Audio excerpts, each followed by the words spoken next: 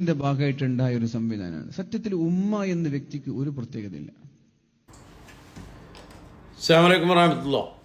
ഒരുപാട് സങ്കടവും ഒരുപാട് വിഷമം തോന്നി. ഒരു മതപണ്ഡിതൻ, ഒരുപാട് സ്റ്റേജുകളിൽ പ്രസംഗിച്ചിട്ടുള്ള ഒരു പ്രാസംഗികൻ, അതുപോലെ ഒരുപാട് ഉമ്മത്തിന് അനുകൂലമായിട്ടും നല്ലതുമായിട്ടും പറഞ്ഞു കൊടുക്കുന്ന ഒരു പണ്ഡിതൻ്റെ നാവിൽ നിന്ന് ഇങ്ങനത്തെ വാക്കുകൾ കേൾക്കാനിടയായത്.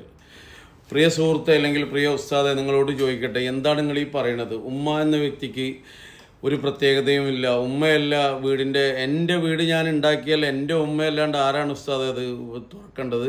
അവിടെ പാല് കാച്ചേണ്ടത് എൻ്റെ ഉമ്മ തന്നെയല്ലേ, അല്ലാതെ തങ്ങളോ മറ്റേ ഉസ്താദോ അല്ലല്ലോ. നിങ്ങൾ എന്താണ് ഈ പറയണത്? പറഞ്ഞ് ഈ ഉമ്മത്തിനെ നിങ്ങൾ എവിടേക്കാണ് എത്തിക്കുന്നത്? മായാവി കഥകളും ആവശ്യമില്ലാത്ത ടോപ്പിക്കും ഉണ്ടാക്കിയിട്ട് എന്താണ് നിങ്ങൾ ഉദ്ദേശിക്കുന്നത്? തരീഖുമൽ ജന്ന വൈൻ യാ ഹബീബ്, എവിടെയാണ് സ്വർഗമെന്ന് അള്ളാഹുടെ റസൂലിനോട് ചോദിച്ചപ്പോൾ ഉമ്മ എന്ന് 3 പ്രാവശ്യം അള്ളാഹു ആവർത്തിച്ച് പറഞ്ഞത് ഉമ്മയുടെ കാൽച്ചോട്ടിലാണെന്നാണ് ഉസ്താദ്. ഇതൊക്കെ നിങ്ങളൊക്കെ തന്നെയല്ലേ ഈ ഉമ്മത്തിനെ പഠിപ്പിച്ചത്? സ്വർഗത്തിലെ മണ്ണ് വേണമെന്ന് ഒരു ഉമ്മ പറഞ്ഞപ്പോൾ, എൻ്റെ ആഗ്രഹം അവസാനമായി എനിക്ക് സ്വർഗത്തിലെ മണ്ണ് വേണമെന്ന് ഒരു ഉമ്മ പറഞ്ഞപ്പോൾ, ഉമ്മയുടെ കാൽച്ചോട്ടിൽ നിന്ന് എടുത്തിട്ട് ഇതാണ് ഉമ്മ എൻ്റെ സ്വർഗം എന്ന് പറഞ്ഞ് പഠിപ്പിച്ചതും നിങ്ങളൊക്കെ തന്നെയാണ്.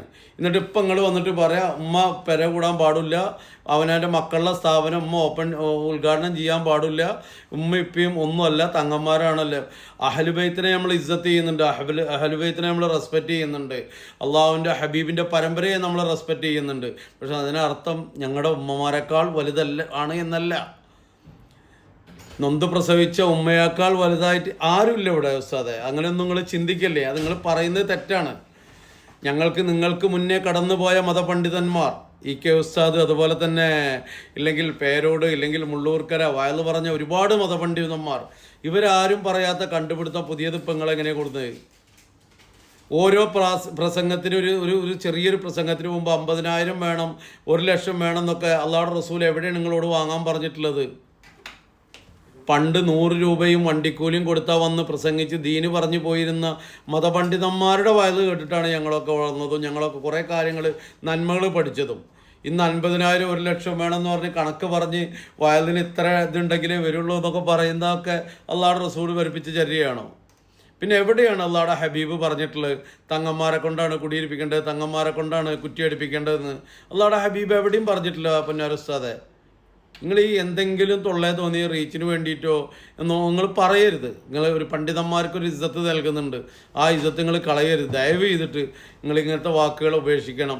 ഓരോ മായാവി കഥകളുമായിട്ട് ഇപ്പോൾ അടുത്തൊരു വയലായിട്ട് CM വലിയുള്ളതാണ് പടച്ചോനെന്ന്. അള്ളാഹുടെ ഔലിയാക്കളിൽപ്പെട്ട ഒരാളാണ്, അത് പടച്ചോനല്ല. വേറൊരാൾ പറഞ്ഞ് ചൊവ്വാഴ്ച സ്വർഗത്തിൽ കള്ളുടിക്കുന്ന ദിവസമാണെന്ന്. എന്തൊക്കെയാണ് നിങ്ങൾ ഈ പറഞ്ഞുണ്ടാക്കുന്നത്? ഞങ്ങൾ സാധാരണക്കാർ, ഞങ്ങൾക്കിതൊന്നും അറിയാണ്ടും ഞങ്ങളിത് പഠിക്കാൻ ശ്രമിക്കാനിട്ടൊന്നുമല്ല. കുറേയൊക്കെ ഞങ്ങൾ കേട്ടിട്ട് മിണ്ടാണ്ടിരിക്കണതാണ്. പക്ഷേ ആൾക്കാർ പ്രതികരിച്ച് തുടങ്ങിയാൽ നിങ്ങളെന്ന സമൂഹത്തിന് ഒരു പ്രസംഗം കിട്ടാൻ പോലും ബുദ്ധിമുട്ടാണ്. ഇപ്പം അത്യാവശ്യം പ്രസംഗം റീച്ചുണ്ട് നിങ്ങൾക്ക്. ഒരു അറബി കോളേജ് ഉണ്ടെന്നാണ് എനിക്ക് തോന്നുന്നത്.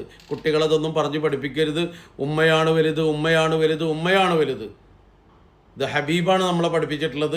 ഇല്ലെങ്കിൽ ഞങ്ങൾക്കറിയാം, ഞങ്ങളെ നൊന്ത് പ്രസവിച്ച് ഞങ്ങൾ വളർത്തി വലുതാക്കിയ ഞങ്ങളുടെ ഉമ്മയാണ്. ഞങ്ങളൊരു സ്ഥാപനം തുടങ്ങുമ്പോൾ അത് ഉദ്ഘാടനം ചെയ്യാൻ ഏറ്റവും അനുയോജ്യമായ വ്യക്തി. ഇപ്പം എൻ്റെ വീട് കല്ലിട്ടത്, എൻ്റെ വീടിൻ്റെ തറയ്ക്ക് കല്ലിട്ടത് എൻ്റെ ഉമ്മയാണ്. അതുപോലെ വീട് കുടിയിരിക്കലിൻ്റെത് ഉമ്മയാണ്. ഇല്ലെങ്കിൽ ഞങ്ങളുടെ ഉപ്പമാരാണ്. നിങ്ങൾ ഈ പറയുന്ന പോലെ തങ്ങന്മാരുടെയും പണ്ഡിതന്മാരുടെയും ഒരു പരമ്പരയിൽ തന്നെയാണ് നമ്മളും വന്നിട്ടുള്ളത്. അതിനർത്ഥം ഞാൻ ഒരുപാട് ഉദ്ഘാടനം ചെയ്യാൻ പോണ ഒരാളാണ് ഉസ്താദ്. ഞാനൊക്കെ ഉദ്ഘാടനം ചെയ്യാൻ ഒരു ഉമ്മ അവിടെ ഉണ്ടെങ്കിൽ ആ ഉമ്മാനെ കൊണ്ടേ ഇത് മുറിപ്പിക്കുള്ളൂ. കാരണം ആ ഉമ്മ മകന് വേണ്ടി ദ്വാ ചെയ്യുന്നിടത്തോളം കാലം, അല്ലെങ്കിൽ അതിനോളം വരില്ല ഏതൊരു തങ്ങളും ഉസ്താദും ദ്വാരുന്നാൽ. അത് ആദ്യങ്ങൾ പഠിക്കും. പിന്നെ നിങ്ങൾ ഈ തങ്ങളുടെ ഇവരൊക്കെ കൈ മുത്താൻ പോകുമ്പോൾ കുടിയിൽ നിന്ന് ആദ്യം ഉമ്മയുടെ കൈ മുത്തിയിട്ട് പോകണം. എനിക്ക് പ്രിയ സുഹൃത്തുക്കളോട് എല്ലാവരോടും പറയാനുള്ളത്, തങ്ങന്മാർക്കുള്ള ഇസ്സത്തും ഔലിയാക്കൾക്കുള്ള അള്ളാഹുടെ ഔലിയാക്കൾക്കുള്ള എല്ലാ ഇസ്സത്തും നിലനിർത്തിക്കൊണ്ട് തന്നെ പറയട്ടെ, ഇതൊക്കെ നമുക്ക് വേണ്ടത് തന്നെയാണ്. ഇവരെയൊക്കെ കൈ പിടിച്ച് മുത്തുമ്പോൾ ആദ്യം നമ്മുടെ വീട്ടിൽ നിന്ന് പുറത്തിറക്കുമ്പോൾ നമ്മളെ പറ്റ ഉമ്മയുടെ കൈ പിടിച്ച് മുത്താനും അവരോട് സ്നേഹം പ്രകടിപ്പിക്കാനും നമ്മൾ എന്തായാലും ശ്രമിക്കണം. അപ്പോൾ പ്രിയ സുഹൃത്തായ ഖലീലുൽ ഹുദവി ഉസ്താദിനോട് പറയാനുള്ളത്, ആവശ്യമില്ലാത്ത സ്റ്റേറ്റ്മെൻറ്റ് കൊടുത്തിട്ട് ഈ സമൂഹത്തെ, ഈ ഒരു ഉമ്മത്തിനെ തെറ്റായ വഴിയിലേക്ക് നിങ്ങൾ നയിക്കരുത്. നിങ്ങളൊക്കെ തന്നെയാണ് ഇത് പറഞ്ഞു പഠിപ്പിച്ചതും അള്ളാഹുവിൻ്റെ റസൂല് പറഞ്ഞിട്ടുള്ള എങ്ങനെ ഉമ്മാനെ സ്നേഹിക്കണമെന്ന്. ഏറ്റവും നല്ല മനുഷ്യനാവാൻ ഞാൻ എന്ത് ചെയ്യണം ഹബീബായ റസൂലെ എന്ന് ചോദിച്ചപ്പോൾ അള്ളാഹുവിൻ്റെ റസൂല് പറഞ്ഞ്, ഒരു ഉമ്മയുടെ നല്ല മകനായി നിനക്ക് ഇരിക്കാൻ കഴിയുന്നു, നീ തന്നെയാണ് ഏറ്റവും ഉത്തമനായ മനുഷ്യനെന്ന് ഹബീബ് നമ്മളെ പഠിപ്പിച്ചിട്ടുണ്ട്. ഹബീബ് പഠിച്ചതിനെക്കാട്ടും വലുതൊന്നും നിങ്ങൾ ആരും ഇപ്പോൾ വന്നിട്ട് ഇവിടെ പഠിപ്പിക്കാൻ നിൽക്കണ്ട. അപ്പോൾ പറഞ്ഞതിലൊരു ഖേദം വിചാരിക്കേണ്ട. ഉമ്മയുമായി ബന്ധപ്പെട്ട കേസുകളുമായിട്ട് ഇനി നിങ്ങൾ വന്നു കഴിഞ്ഞാൽ ഇതിലും ശക്തമായിട്ട് നമുക്ക് പറയേണ്ടി വരും. അപ്പോൾ അള്ളാഹു നിങ്ങൾക്കും എനിക്കും എല്ലാവർക്കും ആഫിയത്തും ആരോഗ്യവും നൽകട്ടെ. അസ്സലാമു അലൈക്കും വറഹ്മത്തുള്ളാഹി.